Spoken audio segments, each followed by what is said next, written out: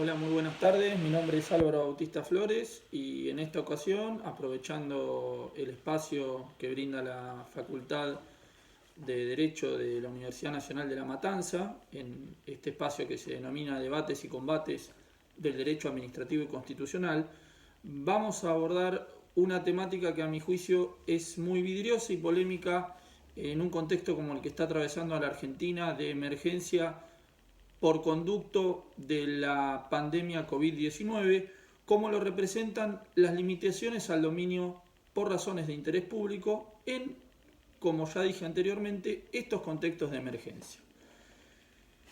En primer término, hay que resaltar que las epidemias y las pandemias han convivido con la historia misma de la humanidad. Fíjense que pandemias o epidemias como la peste negra o peste bubónica, la viruela o la famosa gripe española han sido transversales al desarrollo de la civilización y han generado cuantiosas víctimas fatales. Por este motivo, el Estado, que es un gestor por antonomasia del bien común, como esto ya lo ha dicho la Corte, por ejemplo, en un precedente de 1946, que es Ferrocarril Pacífico contra Consejo Nacional Agrario, tiene la obligación y el deber de resolver todo este tipo de cuestiones de índole sanitaria. En tal sentido, una de las políticas públicas que puede llegar a realizar en estos contextos o escenarios es apelar a limitaciones a la propiedad. En este espacio no vamos a hablar de otras limitaciones a la propiedad que han tenido lugar durante este periodo de emergencia que comenzó con el decreto de necesidad y urgencia 297-2020. Por ejemplo, ya hemos tenido los casos del congelamiento de alquileres, que esto ocurrió a partir de los decretos de necesidad y urgencia 319 y 320, que, como bien se sabe, tienen una larga data en la Argentina, que inclusive ha sido analizado en varias oportunidades por la Corte. Si no, recuerden el emblemático caso Ercolano contra Lanteri de Renshaw del año 1922. Entonces, recapitulando un poco el tema que hoy nos compete en este espacio, vamos a hablar de cómo son las limitaciones o qué grado de impacto o qué cuestiones tenemos que tener en consideración en el marco de la emergencia. En primer término, tenemos que hacer un breve repaso de qué entendemos por limitaciones al dominio por razones de interés público. Como cualquier derecho constitucional, ninguno de las prerrogativas que se encuentran consagradas en el texto constitucional es de carácter absoluto. Y en este sentido nos encontramos con uno de los derechos individuales por antonomasia, como lo es el derecho de la propiedad.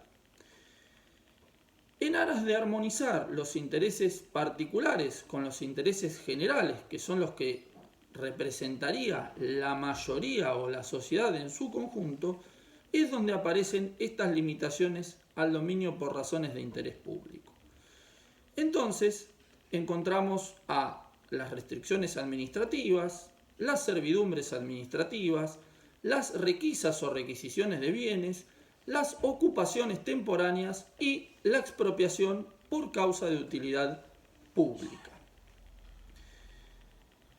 Ahora bien, lo que tenemos que tener en consideración es que estas limitaciones al dominio que anteriormente hemos mencionado tienen efectos jurídicos que son diametral y sustancialmente opuestos y diversos. Por ejemplo, las restricciones administrativas son no indemnizables, a diferencia de las restantes limitaciones al dominio. Esa es una gran diferencia o matiz a tener en consideración. Y como vamos a ir viendo a lo largo de esta conversación, también tiene mucha incidencia algunos aspectos regulatorios. ¿Por qué motivo? Porque según se trate de algún tipo o clase de limitación al dominio, estas van a poder ser impuestas por la nación, por las provincias o por los municipios o exclusivamente, por ejemplo, por la nación. Entonces vamos a empezar a ver en qué supuestos estamos en presencia de algunas de estas cuestiones regulatorias que son de suma importancia en los tiempos que estamos viviendo en la actualidad. Entonces comencemos un poco para hablar de las restricciones administrativas. Las restricciones administrativas están orientadas a cuestiones de mera tolerancia. Por ejemplo, están dadas para analizar o para supeditar el ejercicio de derechos constitucionales. Estas se asimilan usualmente a cuestiones de derecho urbanístico. Por ejemplo, la aprobación de un plano. Por ejemplo, la habilitación hacia un particular de realizar un espectáculo público o inclusive la habilitación o permiso o autorización, en este caso no nos vamos a meter en la distinción teórica que hay sobre estos títulos habilitantes, para, por ejemplo, ocupar una mesa en un espacio de la vereda por parte de un particular que explota un restaurante.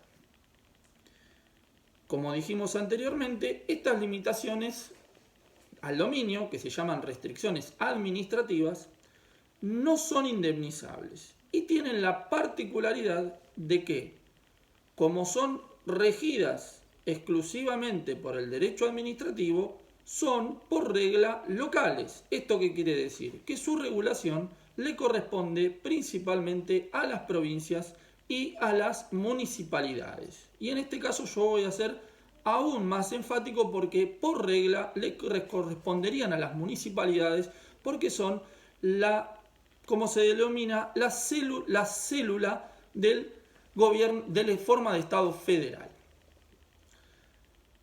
Ahora bien, en el contexto de emergencia, ¿cómo funcionarían estas restricciones administrativas?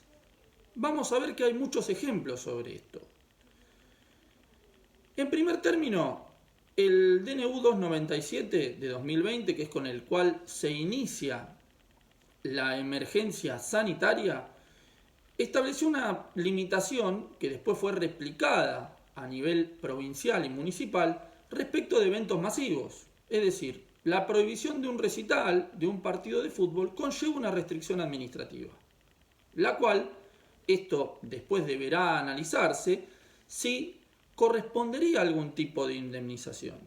¿Por qué? Porque esto, más allá de lo que veníamos hablando, de que por regla las restricciones administrativas no son indemnizables, esto podría generar, si se quiere, alguna cuestión vinculada a casos de responsabilidad del Estado por actividad lícita. Piensen un escenario en el cual una persona tiene contratado y montado todo un espectáculo y por una decisión de la autoridad pública esto no se puede realizar.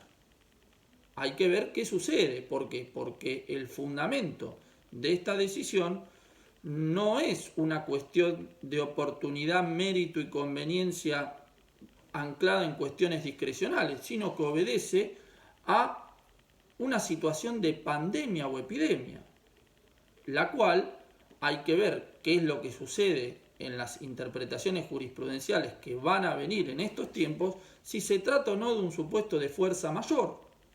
En esto les aclaro que hay un precedente muy antiguo de la Corte, de 1874, donde se dijo que la epidemia no era un caso de fuerza mayor.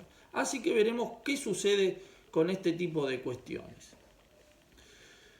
Por su parte, como dijimos anteriormente, el decreto 297 de 2020 tiene una cláusula que es muy importante en la cual se reafirman estas facultades o prerrogativas de los órganos provinciales o municipales en relación a las medidas que se pueden adoptar en el marco de la emergencia, que es el artículo número 10, en donde categóricamente se habla de una suerte de complementariedad de competencias y de funciones entre los municipios y las provincias a los efectos de poder lograr una efectividad en las medidas que se tomen en el marco de la emergencia.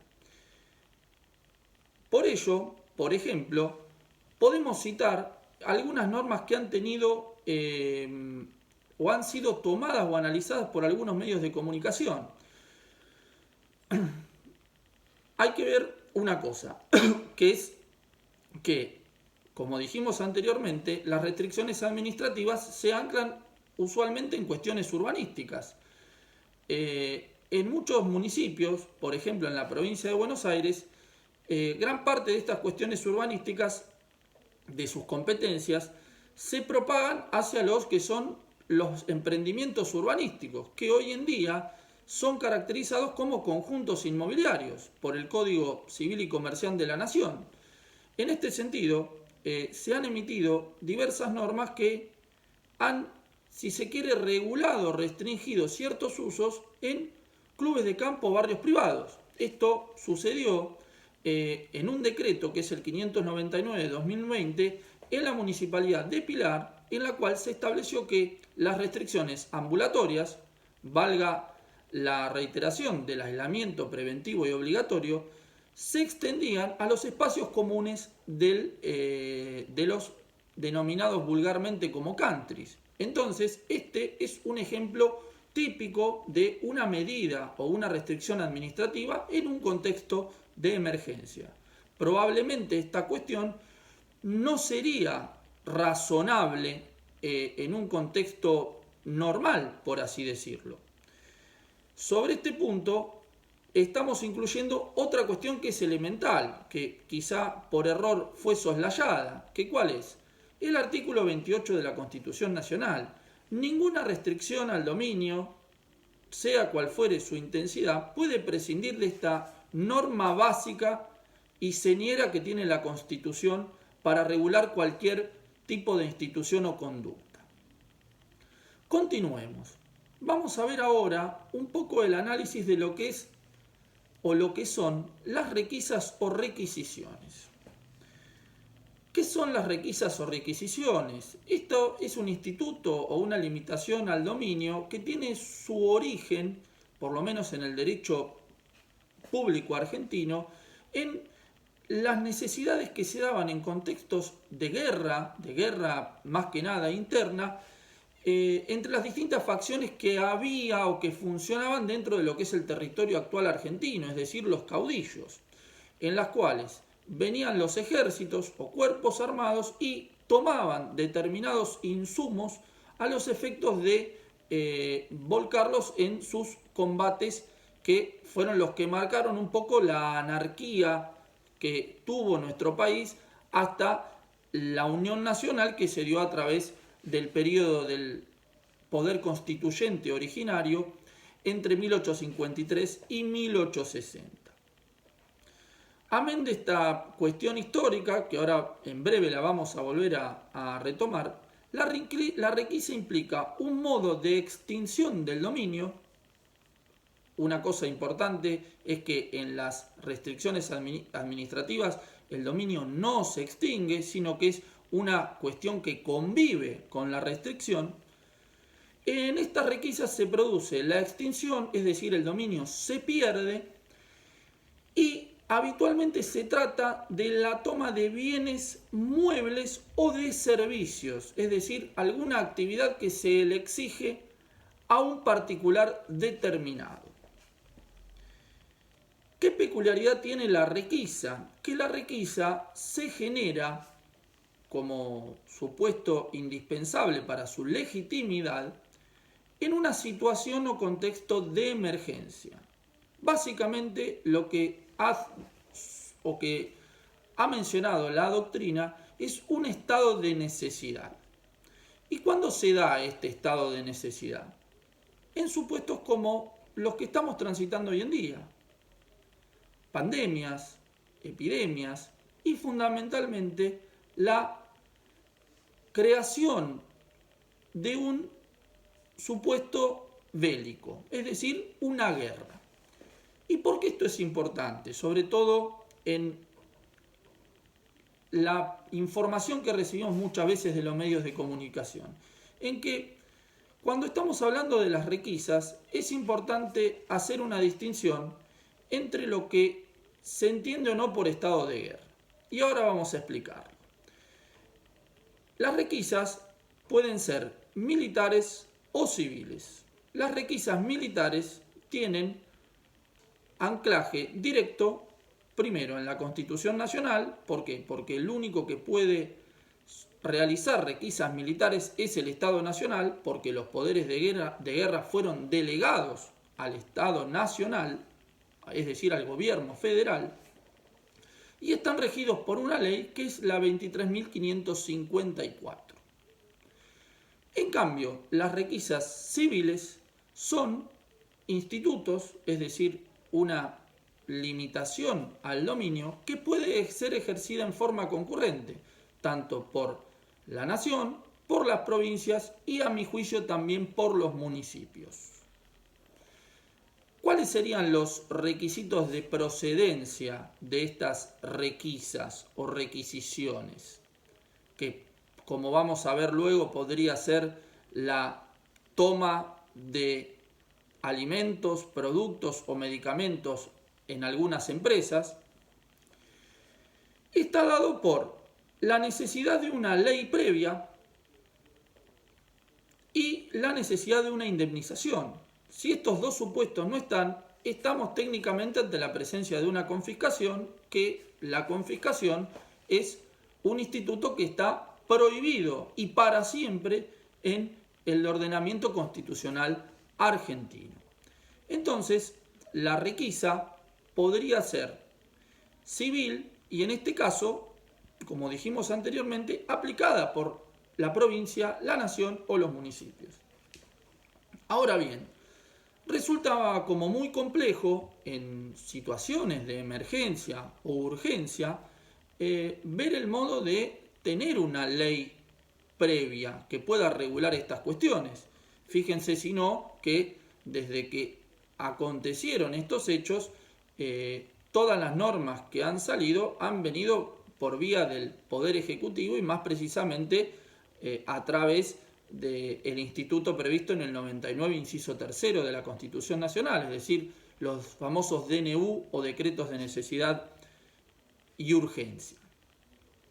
Entonces, en estos contextos se ha apelado a un esquema o una interpretación que proviene de la teorización que se ha hecho sobre la expropiación por causa de utilidad pública, que es, valga la redundancia, las declaraciones de utilidad pública genéricas.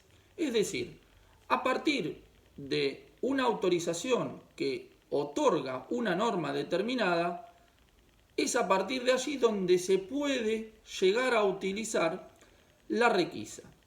Por ejemplo, vimos el caso de las requisas militares, donde hay una ley específica que es la 23.554, que autoriza a realizar las requisas en los casos de guerra o peligro inminente. E inclusive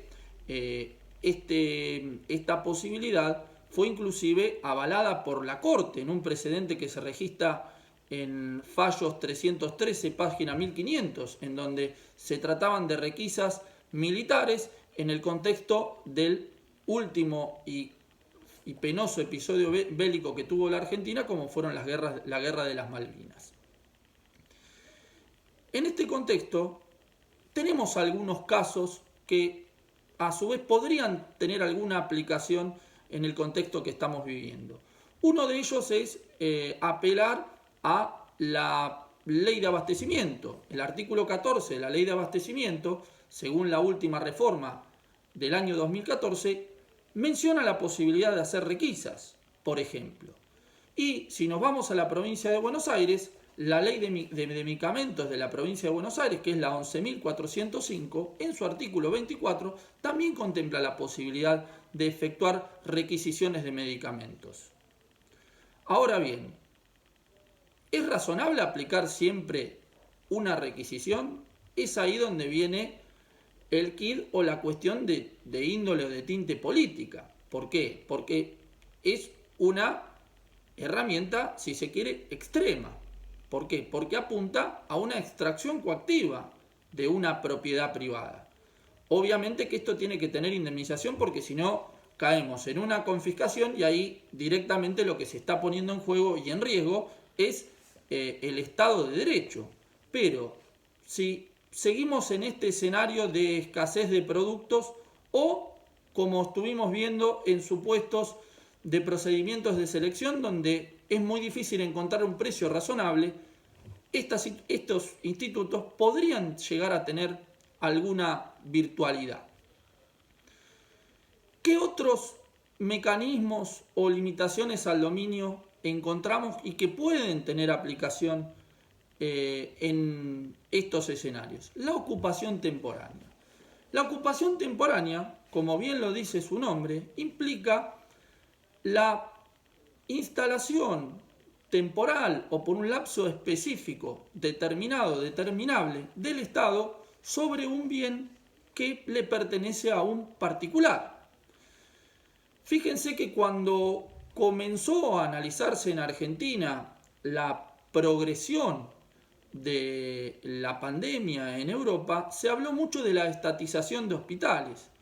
Técnicamente no es una estatización que se corresponde con una expropiación por causa de utilidad pública, sino con un supuesto de ocupación temporánea, en el cual el Estado ocupa, ahora vamos a ver de qué manera y bajo qué procedimientos, camas o espacios, por ejemplo, para montar hospitales, por el lapso de la pandemia. Por eso es importante analizar siempre el contexto de la emergencia.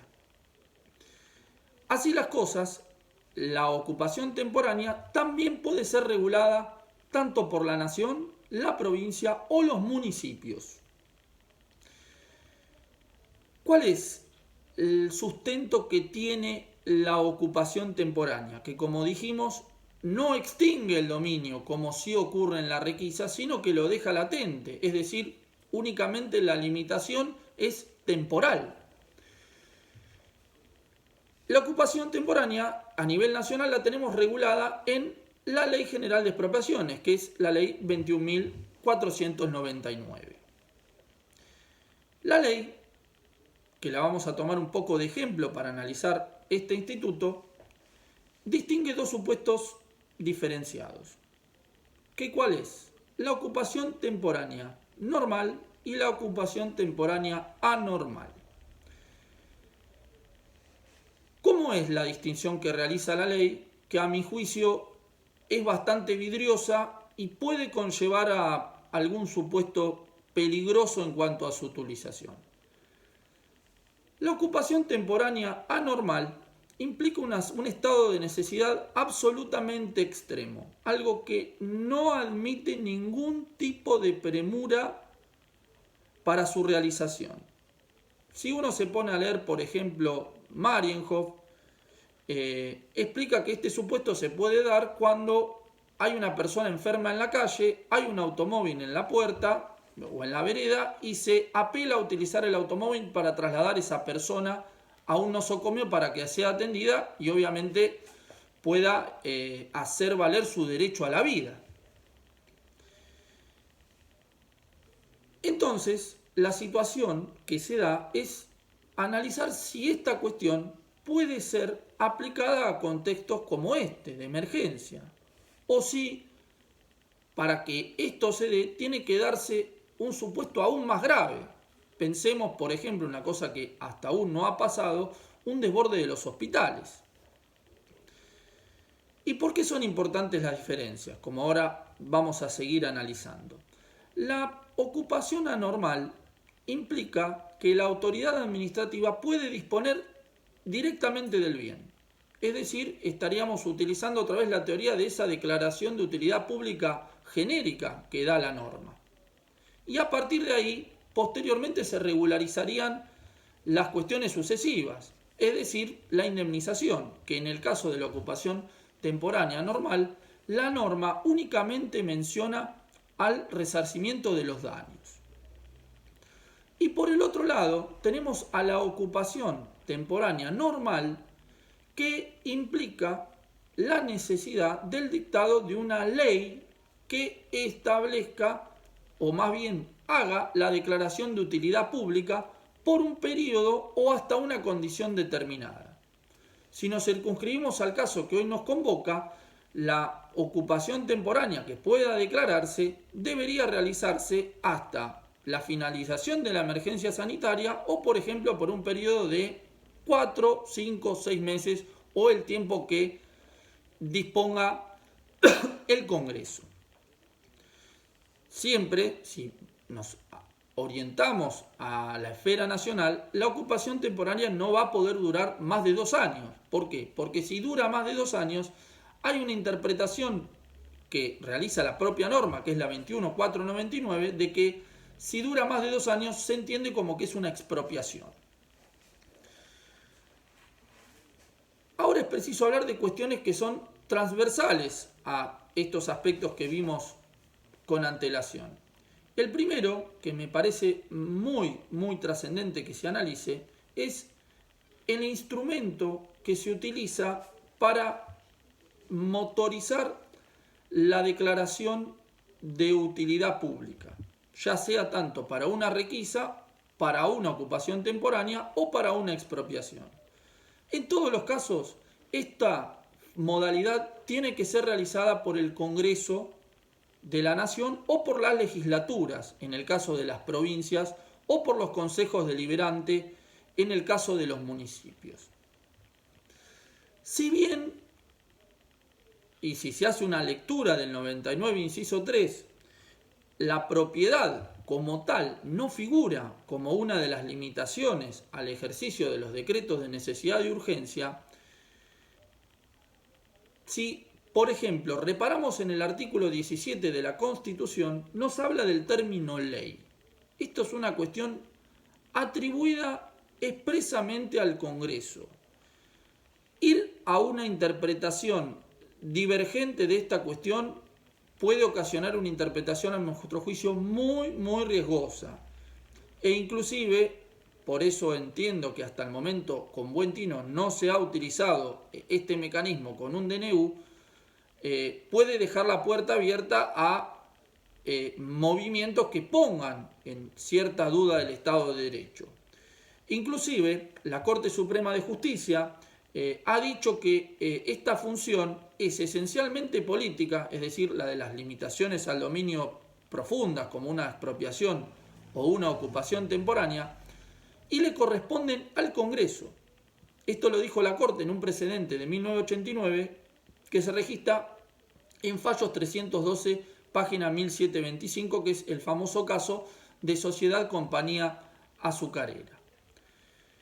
Siguiendo con esta esencia, vamos al punto de que los municipios también pueden aplicar este tipo de medidas. Lo van a aplicar dentro de los contornos de su autonomía, que recuerden que la autonomía municipal, que tiene origen en el fallo Rivademar, posteriormente es contemplado en el 123 de la Constitución y posteriormente es perfilado en gran medida a partir del precedente de la Corte Suprema de Municipalidad de La Plata en el año 2002, debe ejercitar sus funciones de acuerdo a los contornos que le da la Constitución provincial. O sea que, mientras no haya un problema de coordinación o de interferencia, las municipalidades van a poder hacer estas labores.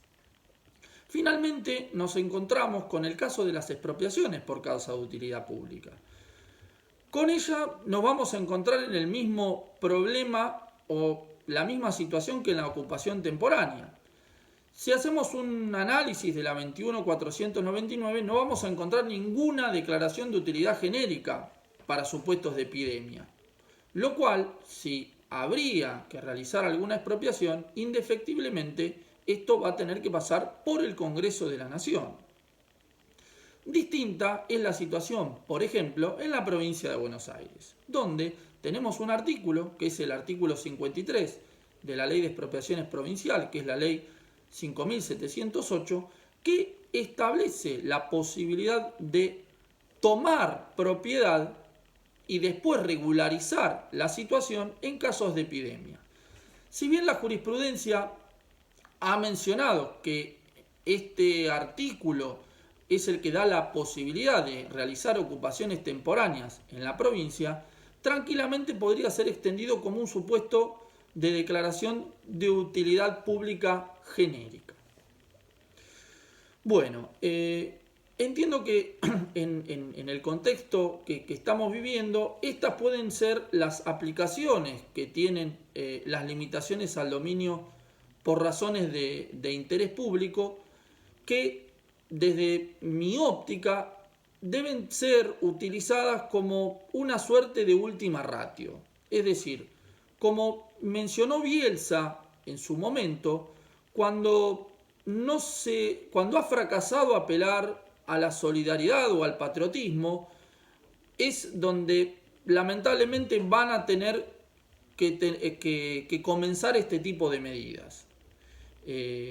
Sería como un supuesto o un presupuesto inmanente o implícito para su legitimidad y sobre todo para su razonabilidad. Así que bueno, vamos a ver cómo se da o cómo se suscita la propagación o el progreso de esta emergencia sanitaria, para ver si en algún momento vamos a tener la posibilidad de ver la aplicación de estos institutos que por momentos parecen olvidados dentro del derecho administrativo. Bueno, con esto terminamos esta conversación. Espero que les haya gustado y hasta la próxima.